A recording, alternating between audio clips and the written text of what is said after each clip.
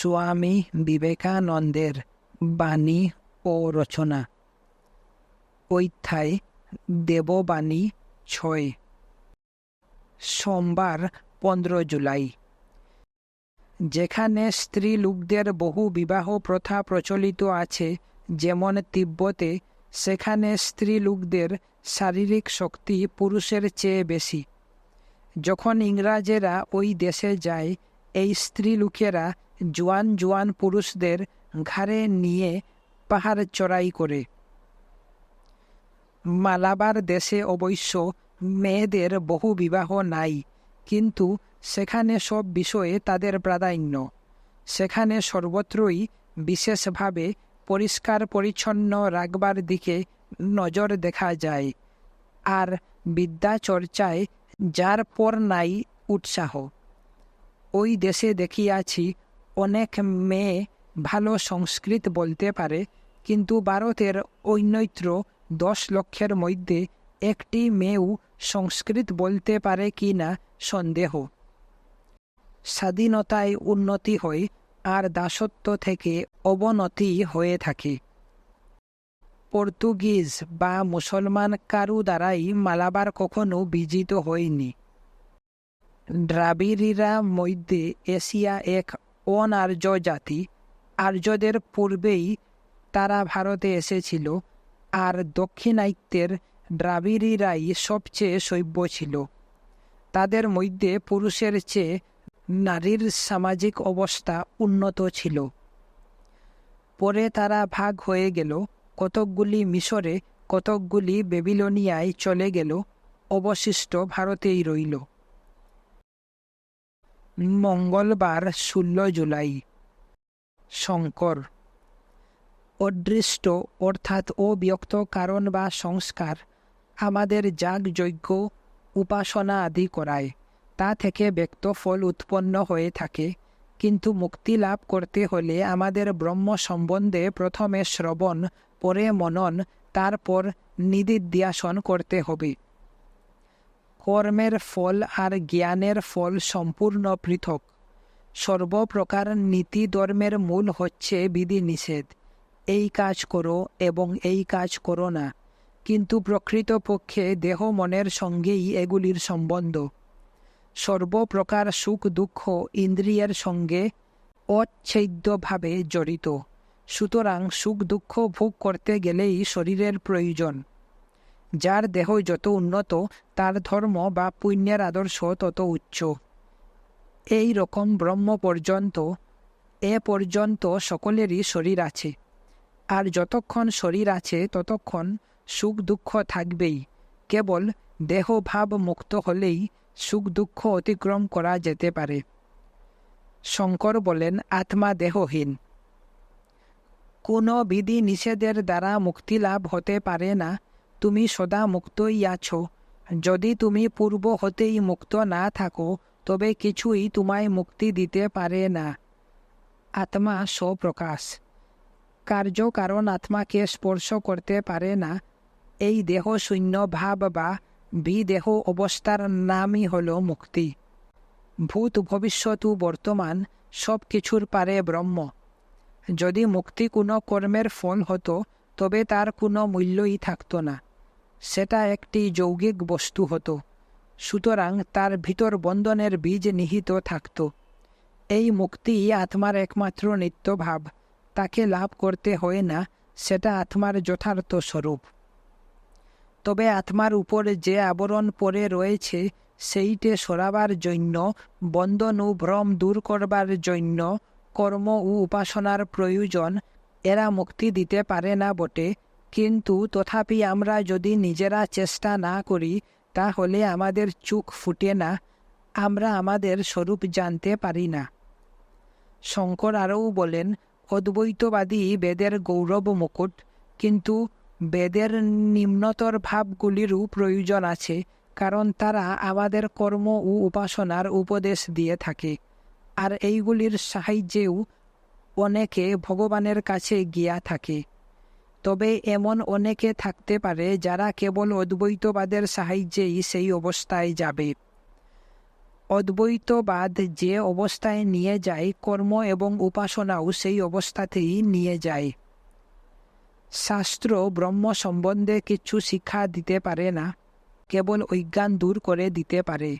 শাস্ত্রের কার্য নাশাত্মক অর্থাৎ নেগেটিভ।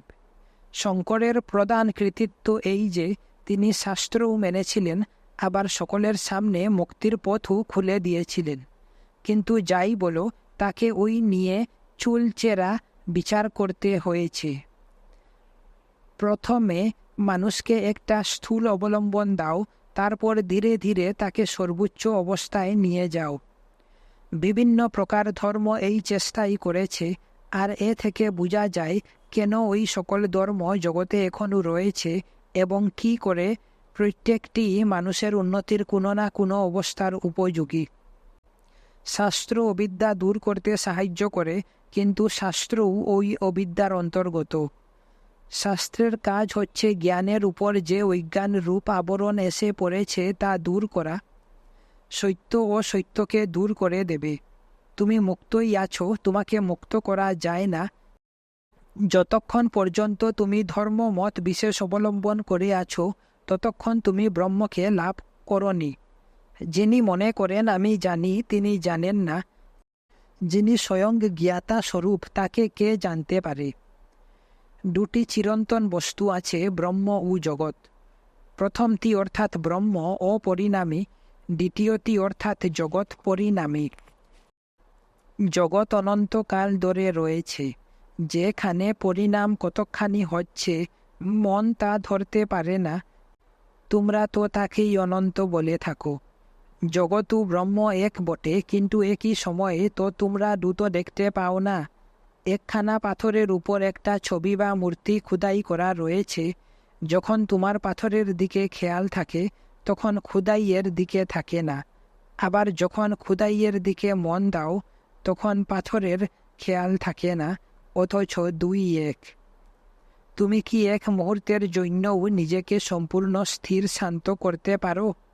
সকল যোগী বলেন এটা করা সম্ভব। সকলের চেয়ে বেশি পাপ হচ্ছে নিজেকে দুর্বল ভাবা। তোমার চেয়ে বড় আর কেউ নাই। উপলব্ধি করো যে তুমি ব্রহ্মস্বরূপ।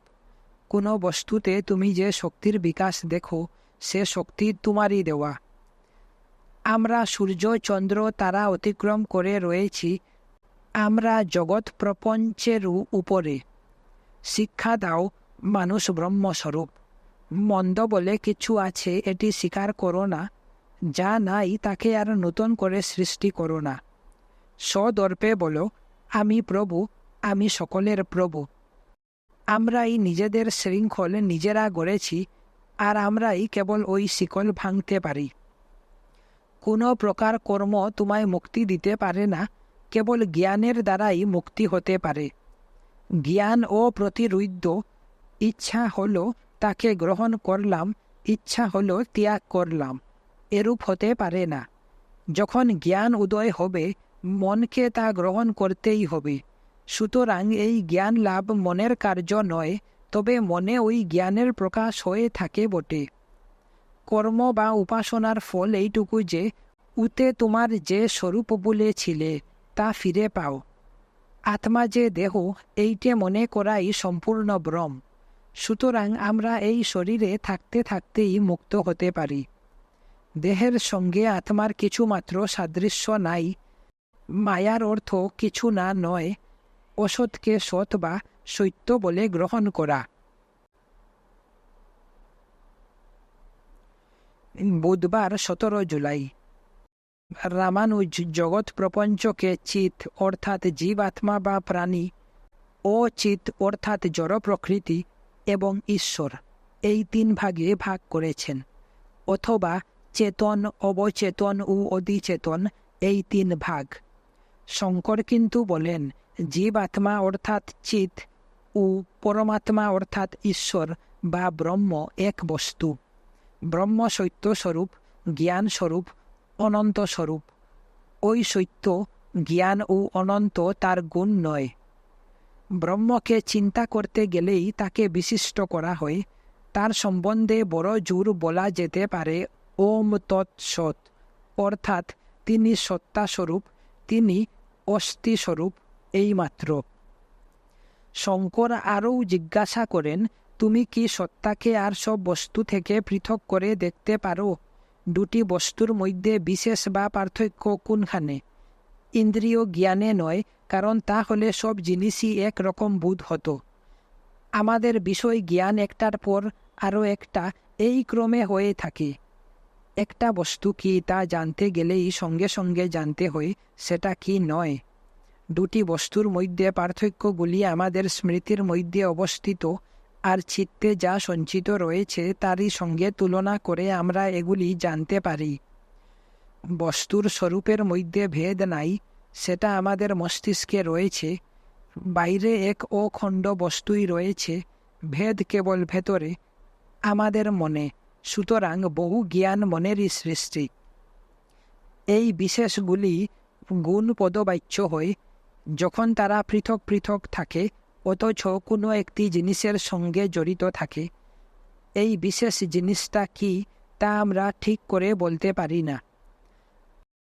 আমরা বিভিন্ন বস্তুর মধ্যে দেখতে পাই ও অনুভব করি কেবল সত্তা বা একটা অস্থিভাব, আর যা কিছু সব আমাদেরই মধ্যে রয়েছে।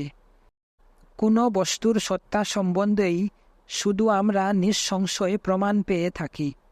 বিশেষ বা বেদগুলি প্রকৃতপক্ষে গৌণভাবে সত্য, যেমন রজ্জুতে সর্পজ্ঞান, কারণ ওই সর্পজ্ঞানেরও সত্যতা আছে। ভুলভাবে হলেও একটা কিছু তো দেখা যাচ্ছে। যখন রজ্জু জ্ঞান বাধিত হয় তখনই সর্পজ্ঞানের আবির্ভাব হয়, আবার বিপরীত ক্রমে সর্পজ্ঞানের লোপে রজ্জু জ্ঞানের আবির্ভাব। কিন্তু তুমি একটা মাত্র জিনিস দেখছ বলে প্রমাণিত হয় না যে অন্য জিনিসটা নাই। জগৎ জ্ঞান ব্রহ্ম জ্ঞানের প্রতিবন্ধক হয়ে তাকে আবরণ করে রেখেছে। তাকে দূর করতে হবে, কিন্তু তার যে অস্তিত্ব আছে এ কথা স্বীকার করতেই হবে। শঙ্কর আরও বলেন যে অনুভূতি অর্থাৎ পারসেপশন অস্তিত্বের চরম প্রমাণ। অনুভূতি স্বয়ং জ্যোতি ও আত্মসচেতন, কারণ ইন্দ্রিয় জ্ঞানের বাইরে যেতে গেলে আমরা তাকে ছাড়তে পারি না। অনুভূতি কোনো ইন্দ্রিয় বা কারণ সাপেক্ষ নয়, সম্পূর্ণ নিরপেক্ষ। চেতনা কনসিয়াসনেস ব্যতীত অনুভূতি হতে পারে না। অনুভব স্বপ্রকাশ, তারই নিম্নতর মাত্রার প্রকাশকে চেতনা বলে। কোনো প্রকার অনুভব ক্রিয়াই চেতনা রহিত হতে পারে না।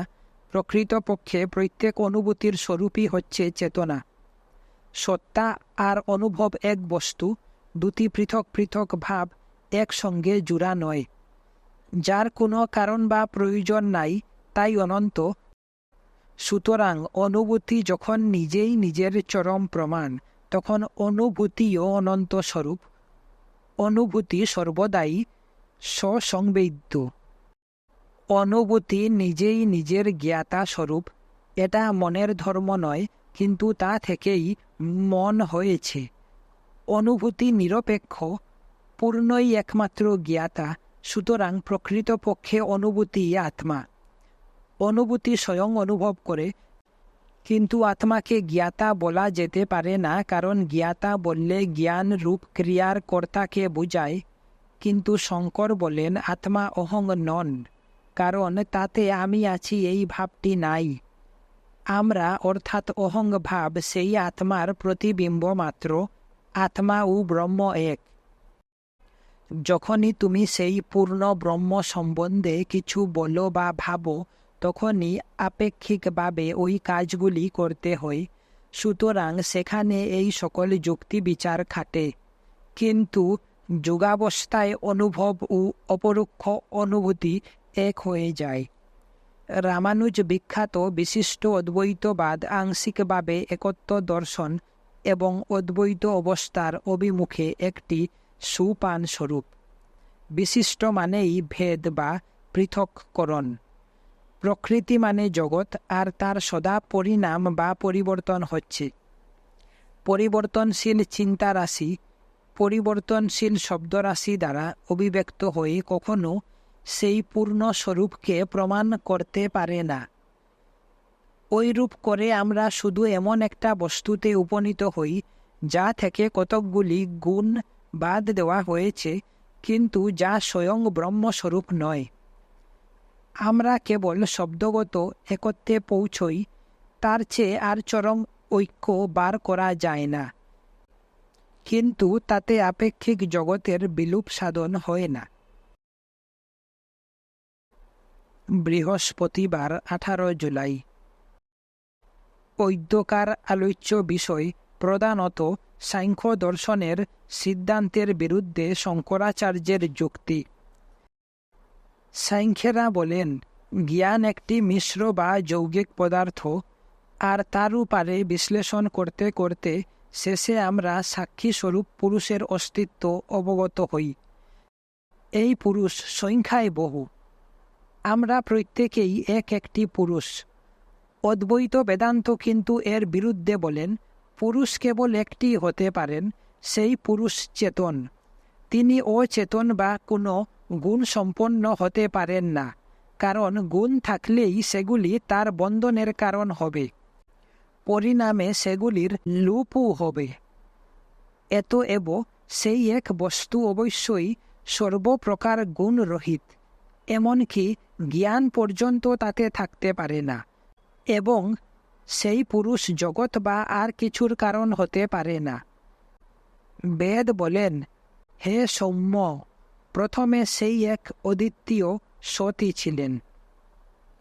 যেখানে সত্যগুণ সেইখানেই জ্ঞান দেখা যায় বলে প্রমাণিত হয় না যে সত্যই জ্ঞানের কারণ, বরং মানুষের ভিতর জ্ঞান পূর্ব হতেই রয়েছে, সত্যের সান্নিধ্যে সেই জ্ঞান উদ্বুদ্ধ হয় মাত্র।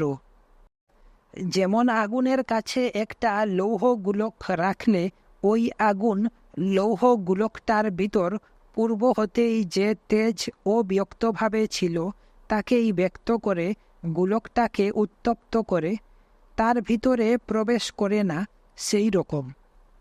শঙ্কর বলেন, জ্ঞান একটা বন্ধন নয়, কারণ জ্ঞান সেই পুরুষ বা ব্রহ্মের স্বরূপ। জগৎ ব্যক্ত বা অব্যক্ত রূপে সর্বদাই রয়েছে, সুতরাং চিরন্তন জ্ঞেয় বস্তু একটি আছেই। জ্ঞান বল ক্রিয়াই ঈশ্বর। জ্ঞান লাভের জন্য তার দেহ ইন্দ্রিয়াদি কোনো আকারেরই প্রয়োজন নাই।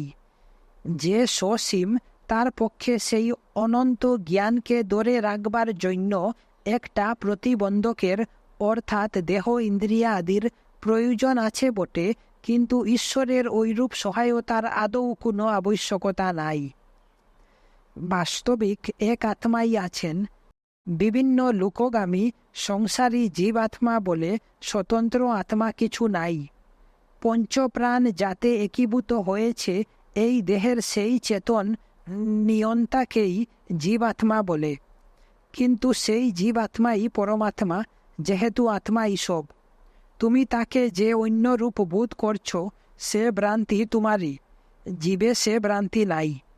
তুমিও ব্রহ্ম, আর তুমি নিজেকে আর যা কিছু বলে ভাবছ তা ভুল। কৃষ্ণকে কৃষ্ণ বলে পূজা করো না, কৃষ্ণের মধ্যে যে আত্মা রয়েছেন তারই উপাসনা করো। শুধু আত্মার উপাসনাতেই মুক্তি লাভ হবে। এমনকি সগুণ ঈশ্বর পর্যন্ত সেই আত্মার বহিঃপ্রকাশ মাত্র। শঙ্কর বলেছেন, নিজ স্বরূপের আন্তরিক অনুসন্ধানকেই ভক্তি বলে। আমরা ঈশ্বর লাভের জন্য যত বিভিন্ন উপায় অবলম্বন করে থাকি সে সব সত্য। যেমন ধ্রুব তারাকে দেখাতে হলে তার আশপাশের নক্ষত্রগুলির সাহায্য নিতে হয়, এও তেমনি। ভগবদ্গীতা বেদান্ত সম্বন্ধে শ্রেষ্ঠ প্রামাণিক গ্রন্থ।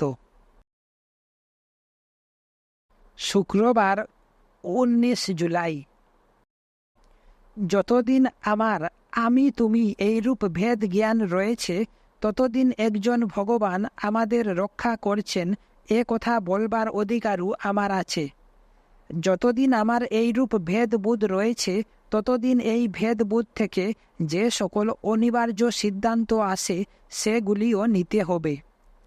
আমি তুমি স্বীকার করলেই আমাদের আদর্শ স্থানীয় আরও একটি তৃতীয় বস্তু স্বীকার করতে হবে, যা আমি তুমির মাঝখানে আছে, সেইটি ত্রিভুজের শীর্ষবিন্দু স্বরূপ। যেমন বাষ্প তুষার হয়, তুষার থেকে জল হয়, সেই জল আবার গঙ্গাদি নানা নামে প্রসিদ্ধ হয়, কিন্তু যখন বাষ্পাবস্থা তখন আর গঙ্গা নাই। আবার যখন জল, তখন তার মধ্যে বাষ্প চিন্তা করি না। সৃষ্টি বা পরিণামের ধারণার সঙ্গে ইচ্ছা শক্তির ধারণা অচ্ছেদ্যভাবে জড়িত। যতদিন পর্যন্ত আমরা জগৎকে গতিশীল দেখছি, ততদিন তার পশ্চাতে ইচ্ছা শক্তির অস্তিত্ব আমাদের স্বীকার করতে হয়। ইন্দ্রিয়জ জ্ঞান যে সম্পূর্ণ ব্রহ্ম, পদার্থ বিজ্ঞান তা প্রমাণ করে দেয়। আমরা কোনো জিনিসকে যেমন দেখি, শুনি, স্পর্শ, ঘ্রাণ বা আস্বাদ করি, স্বরূপত জিনিসটা বাস্তবিক তা নয়। বিশেষ বিশেষ প্রকারের স্পন্দন বিশেষ বিশেষ ফল উৎপন্ন করছে, আর সেইগুলি আমাদের ইন্দ্রিয়ের উপর ক্রিয়া করছে। আমরা কেবল আপেক্ষিক সত্যই জানতে পারি। সত্য শব্দ সৎ থেকে এসেছে, যা সৎ অর্থাৎ আছে, যেটি অস্তিত্ব স্বরূপ, সেটি সত্য। আমাদের বর্তমান দৃষ্টি থেকে এই জগৎ প্রপঞ্চ ইচ্ছা ও জ্ঞান শক্তির প্রকাশ বলে বোধ হচ্ছে। আমাদের কাছে আমাদের অস্তিত্ব যতটুকু সত্য, তার নিজের কাছে সগুণ ঈশ্বরের অস্তিত্বও ততটুকু সত্য, তদপেক্ষা অধিক সত্য নয়। আমাদের রূপ যেমন দেখা যায়, ঈশ্বরকেও তেমনই সাকারভাবে দেখা যেতে পারে। মানুষ হিসাবে আমাদের একটি ঈশ্বরের প্রয়োজন, আত্মস্বরূপে আমাদের ঈশ্বরের প্রয়োজন থাকে না। সেই জন্যই শ্রীরামকৃষ্ণ সেই জগৎজননীকে সদা সর্বদা তার কাছে বর্তমান দেখতেন। তার চারপাশের অন্যান্য সকল বস্তু অপেক্ষা তাকেই বেশি বাস্তব বলে দেখতেন। কিন্তু সমাধি অবস্থায় তার আত্মা ব্যতীত আর কিছুর অনুভব থাকত না। সেই সগুণ ঈশ্বর ক্রমশ আমাদের কাছে এগিয়ে আসতে থাকেন। শেষে তিনি যেন গলে যান, তখন ঈশ্বরও থাকেন না, আমিও থাকে না, সব সেই আত্মায় লীন হয়ে যায়। চেতনার বোধ একটা বন্ধন। সৃষ্টি দেখে স্রষ্টার কল্পনা রূপ এক মত আছে, তাতে রূপাদি সৃষ্টির পূর্বে বুদ্ধির অস্তিত্ব স্বীকার করে নেওয়া হয়। কিন্তু বুদ্ধি যদি কিছুর কারণ হয়, তবে তা আবার অপর কিছুর কার্যস্বরূপ। একেই বলে মায়া। ঈশ্বর আমাদের সৃষ্টি করেন, আবার আমরা ঈশ্বরকে সৃষ্টি করি, এই হল মায়া। সর্বত্র এইরূপ চক্রগতি দেখা যায়। মন দেহ সৃষ্টি করছে, আবার দেহ মন সৃষ্টি করছে। ডিম থেকে পাখি, আবার পাখি থেকে ডিম। গাছ থেকে বীজ, আবার বীজ থেকে গাছ। এই জগৎ প্রপঞ্চ একেবারে বৈষম্যে পূর্ণ নয়, আবার পুরোপুরি সমভাবাপন্নও নয়। মানুষ স্বাধীন, তাকে এই দুই ভাবের উপরে উঠতে হবে। এ দুটোই নিজ নিজ প্রকাশভূমিতে সত্য বটে, কিন্তু সেই যথার্থ সত্য, সেই অস্থি স্বরূপকে লাভ করতে গেলে আমরা যখন যা কিছু অস্তিত্ব, ইচ্ছা, চেতনা, করা, যাওয়া, জানা বলে জানি, সেসব অতিক্রম করতে হবে। পৃথক বা স্বতন্ত্র জীব আত্মার প্রকৃত ব্যক্তিত্ব নাই। ওটা মিশ্র বস্তু হলে তা কালে খণ্ড খণ্ড হয়ে নষ্ট হয়ে যাবে। যাকে আর কোনো রূপে বিশ্লেষণ করা যায় না, কেবল সেই বস্তুই অমিশ্র এবং কেবল সেইটি সত্যস্বরূপ, মুক্ত স্বভাব, অমৃত ও আনন্দস্বরূপ। এই ব্রহ্মাত্মক স্বাতন্ত্র্যকে রক্ষা করবার জন্য যত চেষ্টা, সবই বাস্তবিক পাপ, আর ওই স্বাতন্ত্র্যকে নাশ করবার সমুদয় চেষ্টাই ধর্ম বা পুণ্য। এই জগতে সব কিছুই জ্ঞাত সারে বা অজ্ঞাত সারে এই স্বাতন্ত্র্যকে ভাঙবার চেষ্টা করছে। চারিত্র নীতির অর্থাৎ মরালিটির ভিত্তি হচ্ছে এই পার্থক্য জ্ঞান বা ভ্রমাত্মক স্বাতন্ত্র্যকে ভাঙবার চেষ্টা, কারণ এইটি সকল প্রকার পাপের মূল। চারিত্র নীতি আগে থেকেই রয়েছে, ধর্মশাস্ত্র ওই নীতি পরবর্তীকালে বিধিবদ্ধ করেছে মাত্র। প্রথমে সমাজে নানাবিধ প্রথা স্বভাবতই উৎপন্ন হয়ে থাকে, সেগুলি ব্যাখ্যা করবার জন্য পরে পুরাণের উৎপত্তি। যখন ঘটনাসমূহ ঘটে যায় তখন সেগুলি যুক্তি বিচারের চেয়ে উচ্চতর কোনো নিয়মেই ঘটে থাকে। যুক্তি বিচারের আবির্ভাব হয়ে পড়ে ওইগুলি বুঝবার চেষ্টায়। যুক্তি বিচারের কোনো কিছু ঘটবার শক্তি নাই, এ যেন ঘটনাগুলি ঘটে যাবার পরে সেগুলির জাবর কাটা। যুক্তিতর্ক যেন মানুষের কার্যকলাপের ঐতিহাসিক অর্থাৎ হিস্টোরিয়ান। বুদ্ধ একজন মহাবৈদান্তিক ছিলেন, কারণ বৌদ্ধ ধর্ম প্রকৃতপক্ষে বেদান্তের একটি শাখা মাত্র। আর শঙ্করকেও কখনো কখনো প্রচ্ছন্ন বৌদ্ধ বলা হয়। বুদ্ধ বিশ্লেষণ করেছিলেন, শঙ্কর সেইগুলি সংশ্লেষণ বা সমন্বয় করলেন। বুদ্ধ কখনো কারু কাছে মাথা নোয়াননি। বেদ, জাতিভেদ, পুরোহিত বা সামাজিক প্রথা কারু কাছে নয়। যত দূর পর্যন্ত যুক্তি বিচার চলতে পারে তত দূর নির্ভীকভাবে তিনি যুক্তি বিচার করে গেছেন। এরূপ নির্ভীক সত্যানুসন্ধান, আবার সকল প্রাণীর প্রতি এমন ভালোবাসা জগতে কেউ কখনো দেখেনি। বুদ্ধ যেন ধর্মজগতের ওয়াশিংটন ছিলেন। তিনি সিংহাসন জয় করেছিলেন শুধু জগৎকে দেবার জন্য, যেমন ওয়াশিংটন মার্কিন জাতির জন্য করেছিলেন। তিনি নিজের জন্য কিছুর আকাঙ্ক্ষা করতেন না। শনিবার 20 জুলাই। প্রত্যক্ষ অনুভূতি যথার্থ জ্ঞান বা যথার্থ ধর্ম। অনন্ত যুগ ধরে আমরা ধর্ম সম্বন্ধে যদি কেবল কথা বলে যাই, তাতে কখনোই আমাদের আত্মজ্ঞান হতে পারে না। কেবল মতবাদে বিশ্বাসী হওয়া ও নাস্তিকতায় কিছু তফাৎ নাই। মানুষ হিসাবে এ দুয়ের মধ্যে নাস্তিকই বেশি খাঁটি। সেই প্রত্যক্ষ অনুভূতির আলোকে আমি যে কয়ে পা অগ্রসর হব, তা থেকে কোনো কিছুই আমাকে কখনো হটাতে পারবে না। কোনো দেশ যখন তুমি স্বয়ং গিয়ে দেখলে, তখনই তোমার তার সম্বন্ধে যথার্থ জ্ঞান হলো। আমাদের প্রত্যেককে নিজে নিজে দেখতে হবে। গুরু কেবল আমাদের কাছে আধ্যাত্মিক খাবার এনে দিতে পারেন। ওই খাদ্য থেকে পুষ্টি লাভ করতে গেলে আমাদের তা খেতে হবে। তর্ক যুক্তি কখনো ঈশ্বরকে প্রমাণ করতে পারে না, কেবল যুক্তিসঙ্গত একটা সিদ্ধান্ত রূপে তাকে উপস্থাপিত করে। ভগবানকে আমাদের বাইরে পাওয়া অসম্ভব। বাইরে যা ঈশ্বর তত্ত্বের উপলব্ধি হয় তা আমাদের আত্মারই প্রকাশ মাত্র। আমরাই হচ্ছি ভগবানের সর্বশ্রেষ্ঠ মন্দির। বাইরে যা দেখা যায় তা আমাদের ভিতরের জিনিসেরই অতি অস্পষ্ট অনুকরণ মাত্র। আমাদের মনের শক্তিগুলির একাগ্রতাই আমাদের ঈশ্বর দর্শনে সহায়তা করবার একমাত্র যন্ত্র। যদি তুমি একটি আত্মাকে অর্থাৎ নিজ আত্মাকে জানতে পারো, তাহলে তুমি ভূত, ভবিষ্যৎ ও বর্তমান সকল আত্মাকেই জানতে পারবে। ইচ্ছা শক্তি দ্বারাই মনের একাগ্রতা সাধন হয়। যুক্তি বিচার, ভক্তি, ভালোবাসা, প্রাণায়াম ইত্যাদি বিভিন্ন উপায়ের দ্বারা এই ইচ্ছা শক্তি উদ্বুদ্ধ ও নিয়ন্ত্রিত হতে পারে। একাগ্র মন যেন একটি প্রদীপ, এর দ্বারা আত্মার স্বরূপ তন্ন তন্ন করে দেখা যায়। এক প্রকার সাধন প্রণালী সকলের উপযোগী হতে পারে না, কিন্তু এই সকল বিভিন্ন সাধন প্রণালী যে সুপানের মতো একটার পর একটা অবলম্বন করতে হবে তা নয়। ক্রিয়াকলাপ, অনুষ্ঠান আদি সর্বনিম্ন সাধন। তারপর ঈশ্বরকে আমাদের বাইরে দেখা, তারপর অন্তর্যামী রূপে দেখা। স্থূল বিশেষে একটার পর একটা এই রূপক্রম আবশ্যক হতে পারে, কিন্তু অধিকাংশ স্থলে কেবল একটা পথই প্রয়োজন।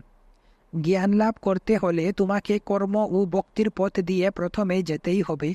সকলকেই এ কথা বলা চরম মূর্খতা। যতদিন না যুক্তি বিচারের অতীত কোনো তত্ত্ব লাভ করছো, ততদিন তুমি তোমার যুক্তি বিচার ধরে থাকো। আর ওই অবস্থায় পৌঁছলে তুমি বুঝবে যে সেটা যুক্তি বিচারের চেয়ে শ্রেষ্ঠ জিনিস, কারণ ওই অবস্থা তোমার যুক্তির বিরোধী হবে না। যুক্তি বিচার বা জ্ঞানের অতীত এই ভূমি হচ্ছে সমাধি, কিন্তু স্নায়বীয় রোগের তাড়নায় মূর্ছা বিশেষকে সমাধি বলে ভুল করো না। অনেকে মিছামিছি সমাধি হয়েছে বলে দাবি করে থাকে। স্বাভাবিক বা সহজ জ্ঞানকে সমাধি অবস্থা বলে ভ্রম করে থাকে। এ বড় ভয়ানক কথা। বাইরের কোনো লক্ষণ দেখে নির্ণয় করবার উপায় নাই যথার্থ সমাধি হয়েছে কি না, নিজে নিজেই তা টের পাওয়া যায়। তবে যুক্তি বিচারের সাহায্য নিলে ভুল ভ্রান্তি থেকে রক্ষা পাওয়া যায়, সুতরাং একে ব্যতিরেকী পরীক্ষা বলা যেতে পারে। ধর্মলাভ মানে হচ্ছে যুক্তি তর্কের বাইরে যাওয়া, কিন্তু ওই ধর্মলাভ করবার পথ একমাত্র যুক্তি বিচারেরই ভিতর দিয়ে। সহজাত জ্ঞান যেন বরফ, যুক্তি বিচার যেন জল, আর অলৌকিক জ্ঞান বা সমাধি যেন বাষ্প। সবচেয়ে সূক্ষ্ম অবস্থা, একটার পর আরও একটা আসে। সব জায়গাতেই এই নিত্য পূর্বাপর্য বা ক্রম রয়েছে। যেমন অজ্ঞান, সংজ্ঞা বা আপেক্ষিক জ্ঞান ও বুদ্ধি, জড় পদার্থ, দেহ, মন। আর আমরা এই শৃঙ্খলের যে পাপটা অর্থাৎ লিঙ্ক প্রথম ধরি, সেইটা থেকেই শিকলটা আরম্ভ হয়েছে। আমাদের কাছে এই রকম বোধ হয়। অর্থাৎ কেউ বলে দেহ থেকে মনের উৎপত্তি, কেউ বা বলে থাকে মন থেকে দেহ হয়েছে। উভয় পক্ষেই যুক্তির সমান মূল্য, আর উভয় মতই সত্য। আমাদের ওই দুটোরই পারে যেতে হবে, এমন জায়গায় যেতে হবে যেখানে দেহ বা মন কোনোটিই নাই।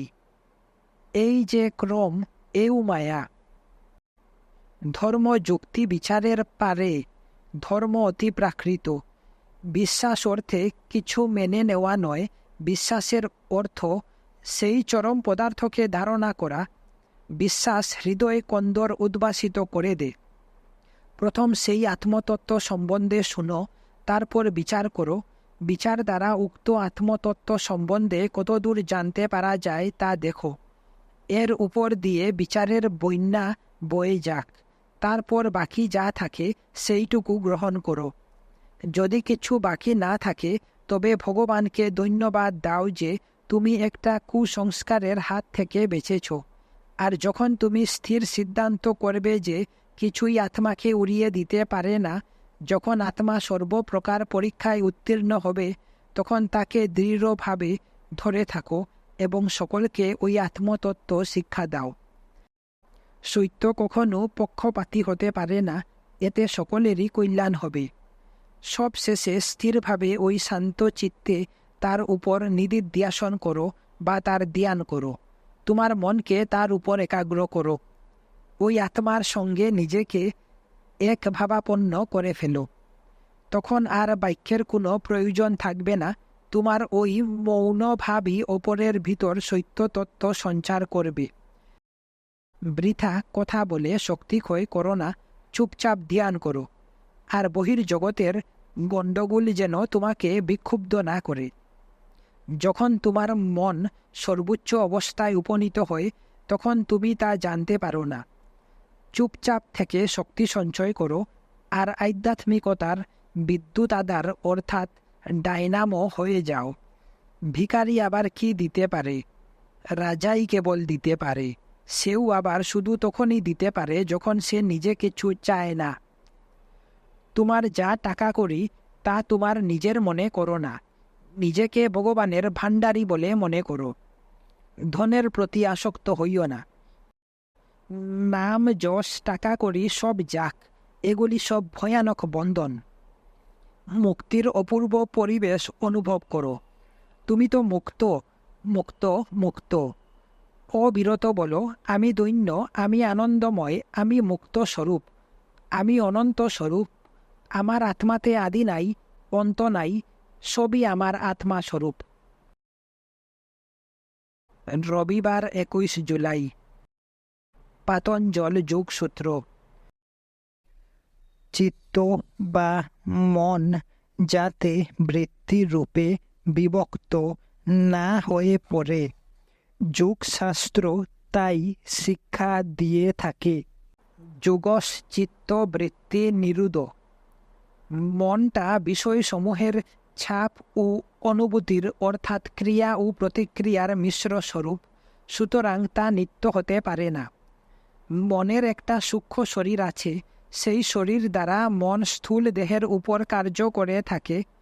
বেদান্ত বলেন মনের পশ্চাতে যথার্থ আত্মা আছেন, বেদান্ত অপর দুটিকে অর্থাৎ দেহ ও মনকে স্বীকার করে থাকেন, আরও একটি তৃতীয় পদার্থ স্বীকার করেন, যা অনন্ত চরম তত্ত্বস্বরূপ, বিশ্লেষণের শেষ ফলস্বরূপ, এক অখণ্ড বস্তু যাকে আর ভাগ করা যেতে পারে না। জন্ম হচ্ছে পুনর্যোজন, মৃত্যু হচ্ছে বিয়োজন। সব কিছু বিশ্লেষণ করতে করতে শেষে আত্মাকে পাওয়া যায়। আত্মাকে আর ভাগ করতে পারা যায় না, সুতরাং আত্মাতে পৌঁছুলে নিত্য সনাতন তত্ত্বে পৌঁছানো গেল। প্রত্যেক তরঙ্গের পশ্চাতে সমগ্র সমুদ্রতা রয়েছে। যত কিছু অভিব্যক্তি সবই তরঙ্গ, তবে কতকগুলি খুব বড় আর কতকগুলি ছোট এই মাত্র। কিন্তু প্রকৃতপক্ষে ওইসব তরঙ্গ স্বরূপত সমুদ্র, সমগ্র সমুদ্র, কিন্তু তরঙ্গ হিসাবে প্রত্যেকটি অংশ মাত্র। তরঙ্গ সমূহ যখন শান্ত হয়ে যায় তখন সব এক।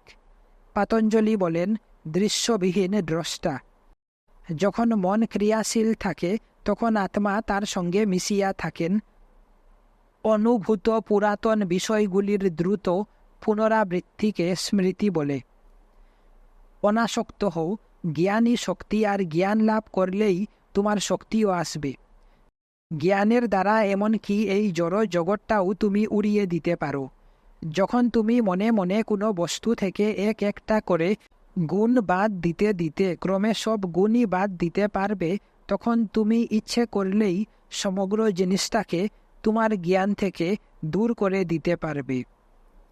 যারা উত্তম অধিকারী তারা যুগে খুব শীঘ্র শীঘ্র উন্নতি করতে পারে। 6 মাসে তারা যোগী হতে পারে। যারা তদপেক্ষা নিম্নাধিকারী তাদের যুগে সিদ্ধি লাভ করতে কয়েক বৎসর লাগতে পারে। আর যে কোনো ব্যক্তি নিষ্ঠার সঙ্গে সাধন করলে অন্য সব কাজ ছেড়ে দিয়ে কেবল সদা সর্বদা সাধনে রত থাকলে 12 বর্ষে সিদ্ধি লাভ করতে পারে। এই সব মানসিক ব্যায়াম না করে কেবল ভক্তি দ্বারাও ওই অবস্থায় যেতে পারা যায়, কিন্তু তাতে কিছু বিলম্ব হয়। মনের দ্বারা সেই আত্মাকে যেভাবে দেখা বা ধরা যেতে পারে তাকেই ঈশ্বর বলে। তার সর্বশ্রেষ্ঠ নাম ওমকার। সুতরাং ওই ওমকার জপ করো, তার ধ্যান করো। তার ভিতর যে অপূর্ব অর্থসমূহ নিহিত রয়েছে তা ভাবনা করো। সর্বদা ওমকার জপই যথার্থ উপাসনা।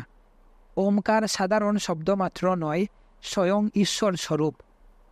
ধর্ম তোমায় নূতন কিছুই দেয় না, কেবল প্রতিবন্ধগুলি সরিয়ে দিয়ে তোমার নিজের স্বরূপ দেখতে দে। ব্যাধি প্রথম মস্ত বিঘ্ন। সুস্থ শরীরই সেই যুগাবস্থা লাভ করবার সর্বোৎকৃষ্ট যন্ত্রস্বরূপ।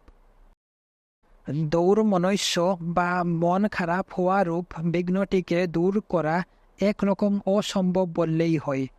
তবে একবার যদি তুমি ব্রহ্মকে জানতে পারো, পরে আর তোমার মন খারাপ হবার সম্ভাবনা থাকবে না।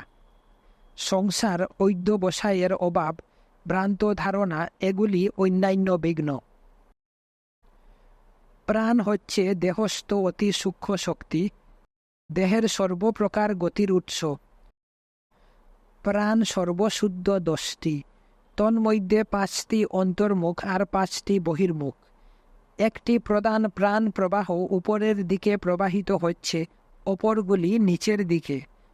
প্রাণায়ামের অর্থ শ্বাস প্রশ্বাসের নিয়মনের দ্বারা প্রাণসমূহকে নিয়মিত করা।